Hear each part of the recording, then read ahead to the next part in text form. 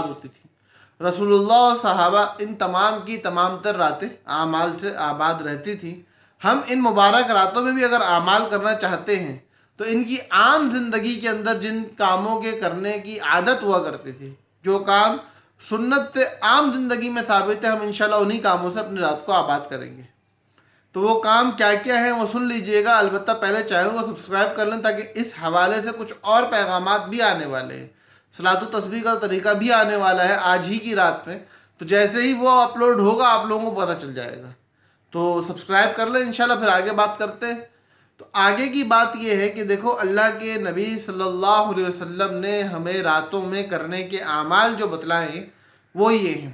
Number 1، لمبی لمبی رکعتوں میں اللہ کے سامنے کھڑے ہونا. اب قرآن زیادہ یاد نہیں ہے، کوئی مسئلے والی بات نہیں ہے. آپ کو پوری صورتیں یاد نہیں ہے، کوئی مسئلے والی بات نہیں ہے. چھوٹی صورتوں کو بار بار دہرا کے پڑھ لیں لیکن ترتیب کے ساتھ. کہ آپ نے سورہ فاتحہ پڑھی، پھر سورہ فلق پڑھی، پھر سورہ ناس پڑھی.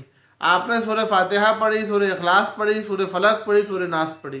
یا اسی طرح ترتیب کے ساتھ جتنی صورتیں یاد ہیں ان تمام کو 2 رکعت کے اندر ادا کریں. کوشش کریں 4 رکعت، 6 رکعت، 8 رکعت، جتنے کی توفیق ہو. کوئی خاص ترتیب پڑھنے کی منقول نہیں ہے مسنون ہونے کے اعتبار سے. کسی کا مجرب عمل ہو، کسی نے وظیفے کے طور پہ وہ چیز بتائی گی اور وہ مجرب عمل کے طور پہ آپ کے سامنے آئی ہو تو ایک الگ بات ہے. لیکن اللہ کے نبی صلی اللہ علیہ وسلم سے کوئی خاص عمل ثابت نہیں ہے.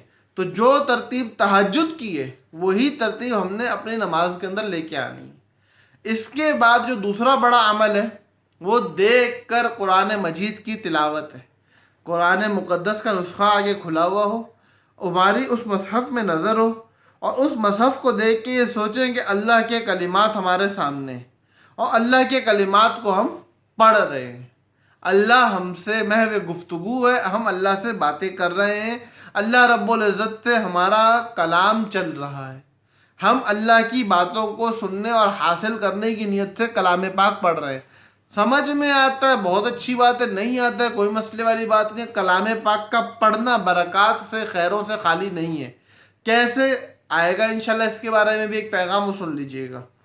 اس کے بعد تیسری بات وہ ہے اللہ کو پیارے پیارے ناموں سے پکارنا، تسبیحات کا اہتمام کرنا. یہ بھی مسنون عمل ہے، یہ بھی صحابہ کی زندگی سے ملنے والا عمل ہے کہ بیٹھنا ہے ایک جگہ پہ جا کے چپ کر کے آنکھیں بند کر لینی ہے، ہاتھ میں تسبیح پکڑنی ہے، سر جھکا ہوا ہو، یہ یقین ہو کہ میرا اللہ مجھے سن رہا ہے، میرا اللہ مجھے دیکھ رہا ہے، میرا اللہ میرے ساتھ ہے.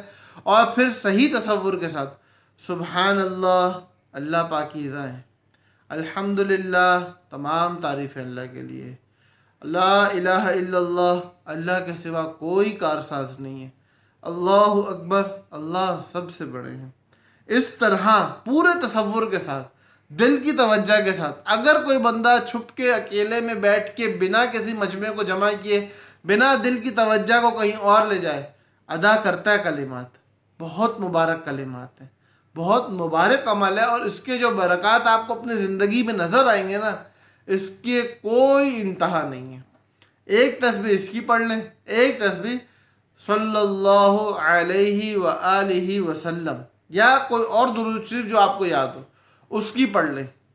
اور تصور یہ ہو کہ میں اللہ رب العزت سے جب اپنے حبیب صلی اللہ علیہ وسلم کے لیے نزول رحمت، جب آل محمد صلی اللہ علیہ وسلم کے لیے نزول رحمت کی دعا کر رہا ہوں تو اس کی برکت سے مجھ پر، میری آل یعنی میرے ماں باپ، میری بیوی، میرے بچوں پر، میرے گھر والوں پر اللہ کی رحمت اتر رہی ہے اور بے پناہ میرے گھر کے اندر انوارات اور رحمتیں برس رہی ہیں.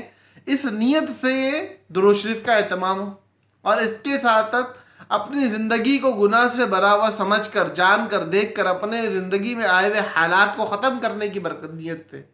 اس نیت تھے کہ اللہ پاک میری اولاد میں، میری مال میں، میرے گھر والوں میں برکت دے گا. اللہم اغفر لی استغفر اللہ، اللہم اغفر لی استغفر اللہ، اللہم اغفر لی استغفر اللہ، یا اللہ مجھے معاف کر دے، یا اللہ مجھے معاف کر دے. اس طرح استغفار کی تسبیح پڑھنی ہے. ایمانداری کی کہہ رہا ہوں، کر کے دیکھ لو. یہ 3 کام ہو گئے.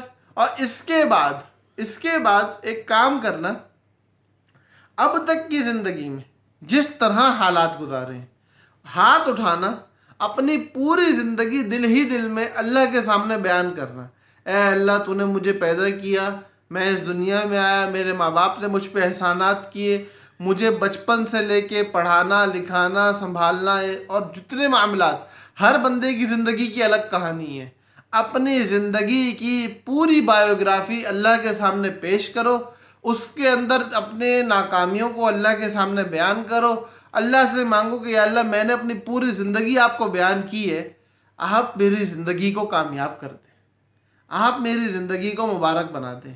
یہ 4 کام اگر آپ نے کر لیے شب برات کی رات میں اور آئندہ آنے والی رمضان المبارک کی راتوں میں، انہی کاموں کو اپنا معمول بنائیں، کم از کم 2 سے 2.5 گھنٹے آپ کے پورے ہو چکے ہوں گے۔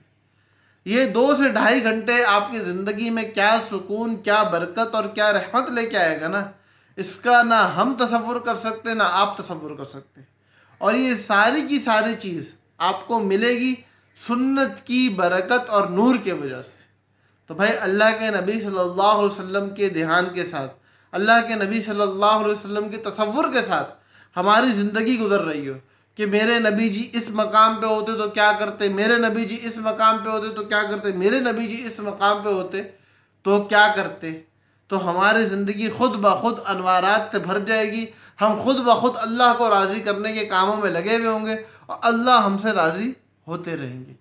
تو گزارش ہے کہ آپ لوگ یہ ساری باتیں نہ صرف سنیں بلکہ اور ساتھیوں کو بھی بتائیں، اپنی زبانی بتائیں، نہیں بتا سکتے ویڈیو کا لنک شیئر کر دیں، نہیں کرنا چاہ رہے ویڈیو ڈاؤن لوڈ کر کے شیئر کر دیں، کسی چیز میں کوئی حرج نہیں ہے، لیکن کم از کم آپ اپنے ساتھیوں تک یہ پیغام ضرور پہنچائیں کہ ہماری زندگیاں سنوارنی ہیں تو ہمیں ان کاموں میں لگنا ہے۔ جو لوگ یوٹیوب کے علاوہ کہیں اور اس ویڈیو کو دیکھ رہے ہیں تو انشاءاللہ اس ویڈیو کے اوپر میرا یوٹیوب چینل کا نام لکھا ہوا ہوگا، اس کو آگے سبسکرائب کر لیں تاکہ آپ کو جتنے بھی معاملات اس کے بعد آنے والی ویڈیوز میں وہ ملتے رہیں۔